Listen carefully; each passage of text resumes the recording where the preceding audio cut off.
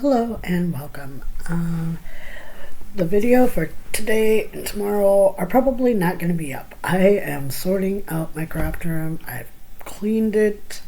This was a monumental task. I've got so much.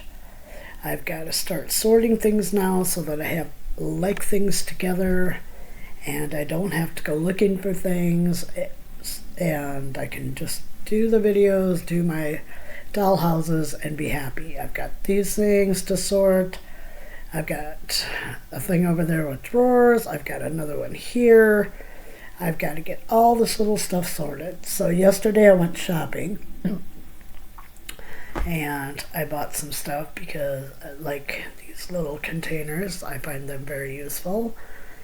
I also bought some of these at Dollar Tree because I have so many wood scraps that are small and other things. I've got stuff like that I've got to sort. I think those will be table bases. I've got makeup that I use for coloring things. I've got, you name it, I've got it, and I've got to get it sorted.